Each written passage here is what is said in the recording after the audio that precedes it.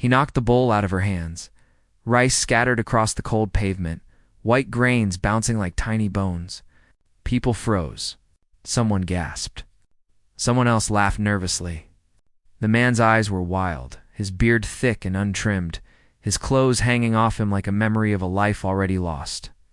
His hands shook as if they belonged to someone else. And still, the girl bent down. She did not scream. She did not cry. She simply gathered the food again with her bare hands, even as dirt clung to it, even as whispers spread behind her. She had learned long ago that dignity did not always look clean. Her name was Anaya. She was small for her age, thin from skipped meals, her shoulders always slightly curved forward as if she was used to carrying weight that could not be seen. Every morning before school, she stopped at the same alley with the same bowl. Every evening, she came back again. And every day the same man waited there, half shadow, half story. They called him Mad. The shopkeepers warned her. The neighbors crossed the street. Children threw stones and ran. The police passed by and pretended not to notice. He shouted at walls. He laughed at nothing. Some days, he stared for hours, unmoving, like a statue left behind by time. But Anaya fed him anyway. The alley smelled of damp stone and old rain. Garbage bins hummed with flies. Yet when she knelt there, offering food, the world felt quieter, safer, somehow. Not for her, for him. Anaya was only 16, but her eyes held the kind of tired wisdom that usually came much later in life. She wore the same faded sweater even in summer, sleeves pulled over her hands. A thin scar traced her wrist, hidden but remembered. People did not see it. They only saw a poor girl wasting food on a madman. What they did not see was the way he stopped shaking when she arrived, or how his breathing slowed when she sat nearby, saying nothing, letting silence do the work words could not. Anaya had learned that silence could be kind. Her backstory was written in small losses. It's not one great tragedy, but many quiet ones. Her father left when she was 5, disappearing like smoke after a fire. Her home shrank after that. Rooms closed. Lights stayed off. Bills stacked higher than hope. Her mother worked 3 jobs, hands cracked, voice always soft no matter how tired she was. There were nights when Anaya fell asleep to the sound of her mother crying in the kitchen, trying to be quiet, failing. Mornings smelled like cheap soap and burnt toast. Winter air slipped through broken windows, biting her skin as she got dressed for school. Then her mother got sick. It was slow at first. A cough that would not leave. Then weakness. Then long waits in crowded clinics that smelled of bleach and fear. Anaya learned to read faces, learned when doctors avoided eyes, learned when answers were running out. Her mother died on a Tuesday. The world did not stop. Buses still ran. Shops still opened, but something inside Anaya folded in on itself and stayed there. She moved in with a distant aunt who was kind but busy, loving but overwhelmed. Anaya became quiet, helpful, invisible, and every day on her walk to school she passed the alley. The first time she saw the man, he was curled against the wall, mumbling to someone who was not there. His face was bruised. His lips cracked. A half-eaten sandwich lay inches from his hand. Swarming with ants, Anaya remembered her mother's hands, always offering, always giving, even when there was little left. She bought extra food that day. Then she came back the next. Feeding him became her routine, her promise.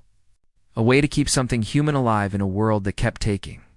But the world is not like quiet kindness. The owner of the nearby shop shouted at her one afternoon, telling her she was encouraging trouble. A group of teens filmed the man laughing and posted it online.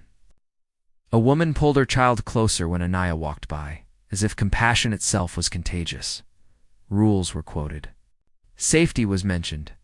Fear was justified. Humanity was not. One evening, the man grew restless. His hands flailed. His voice rose. A crowd gathered, hungry for drama. Someone called security.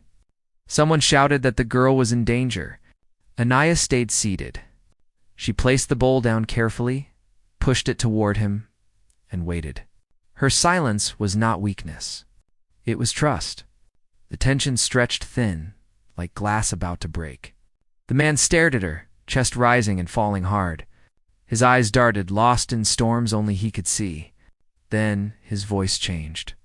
It softened, and from his cracked lips came a name. Her mother's name. Anaya froze. The alley vanished. The crowd blurred. The sound of her own heartbeat filled her ears. That name had not been spoken aloud in years. It lived only in her memories, in hospital halls and quiet prayers.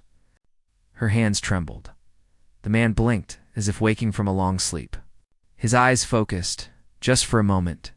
He looked at her, truly looked, and repeated the name again, clearer this time. He said he remembered her. He said she used to sing while she worked.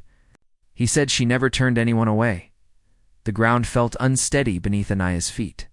Her mother had worked at a shelter years ago, before sickness took her strength. She had fed the hungry, cleaned wounds, listened to stories no one else would hear. This man was one of them. The crowd shifted, unsure now. The security guard hesitated. Phones lowered. Anaya felt tears burn, but did not let them fall. She asked him where he knew her mother from. Asterisk. He spoke slowly, as if each word had to cross a broken bridge. He said her mother saved his life once. He said she sat with him for hours when he could not stop shaking. He said she told him he mattered, even if the world forgot. Anaya swallowed. She realized then that she had not been feeding a madman. She had been feeding a wounded one. The shift was quiet but powerful. A social worker arrived later that week, called by someone who had watched from afar, not out of fear, but concern. A doctor followed. Then a counselor. Paperwork moved. Doors opened. The man was taken to a care center, not in handcuffs, but with help. He looked back once as he left, eyes clear, nodding at Anaya, as if to say thank you in a language deeper than words. People started to see her differently. The shop owner brought her tea. The neighbors asked questions, real ones. The alley felt less dark. Weeks passed. The man improved. His name was Ravi. He had once been a teacher. A fall, a loss, untreated illness had pulled him apart piece by piece. But kindness had stitched something back together. Anaya visited him when she could. They sat in the garden, quiet. He told her stories about her mother, small things, the way she smiled, the way she listened. One day, Ravi said a line that stayed with her. Kindness is not loud. That is why the world misses it. Another day, he said something else. The people who feed us when we are broken are the ones who save us. The final shift came on a bright morning. The shelter named a room after her mother. A small plaque. Simple words. Anaya stood there, hands folded, heart full. Ravi stood beside her, steady now, clean clothes, calm eyes. No applause followed. No big speeches. Just quiet respect.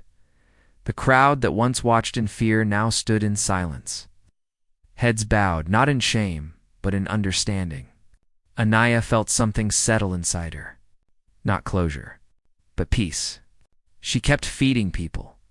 Not just with food, but with patience, with presence, with the courage to kneel when others walked away, and the alley never felt the same again.